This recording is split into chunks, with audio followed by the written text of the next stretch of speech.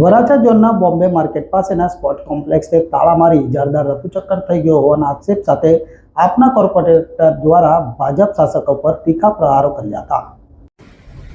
નમસ્કાર મિત્રો, હું વિપુલ સુહાગિયા, કોર્પોરેટર સુરત મહાનગરપાલિકા, આમ આદમી પાર્ટી। મિત્રો, સુરત મહાનગરપાલિકા દ્વારા સુરત શહેરમાં વિવિધ જગ્યાએ સ્પોર્ટ કોમ્પ્લેક્સ બનાવવામાં આવેલા છે અને આ સ્પોર્ટ કોમ્પ્લેક્સ પ્રાઇવેટ ઇજારદારોને પીપીપી ધોરણે ચલાવવા માટે આપવામાં આવેલા છે।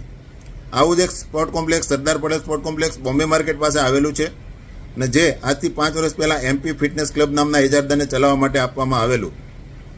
આજે 2 મહિના જેટલો સમયગાળો એના કોન્ટ્રાક્ટમાં બાકી હોય અને આ ઇજારદાર કોમ્પ્લેક્સને તાળા મારીને રફુચક્કર થઈ ગયેલ જણાઈ આવેલ છે। આ કોમ્પ્લેક્સના ગેટ પર બોર્ડ મારી દેવામાં આવ્યું છે કે એસએમસી દ્વારા પાણીનું કનેક્શન કાપી નાખતા કોમ્પ્લેક્સ બંધ કરવામાં આવ્યું છે। ખરેખર હકીકત એવી છે કે સુરત મહાનગરપાલિકાનો 87 લાખ કરતાં વધારેનો વેરો બાકી હોય, લાખો રૂપિયાનું પાણી બિલ બાકી હોય, કરોડો રૂપિયા સુરત મહાનગરપાલિકામાં ભરવાના થતાં આ ઇજારદાર રાતોરાત પોતાનો સર સામાન ભરીને, જીમનો સામાન ભરીને, જીમની મશીનરી ભરીને રફુચક્કર થઈ ગયેલ જણાઈ આવેલ છે।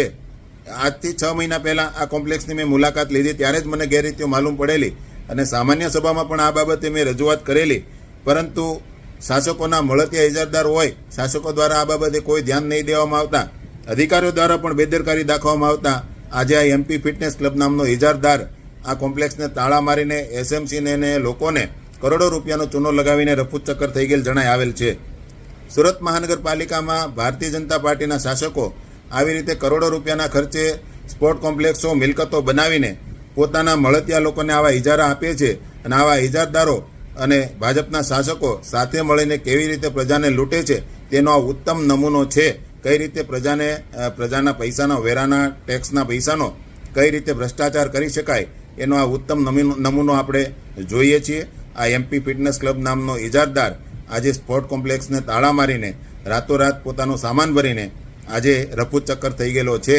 આ ભારતીય જનતા પાર્ટી અને પોતાના મળતિયા લોકો કઈ રીતે મળીને પ્રજાને લૂંટે છે તેનું ઉત્તમ ઉદાહરણ છે। જય હિન્દ, જય જય ગરવી ગુજરાત।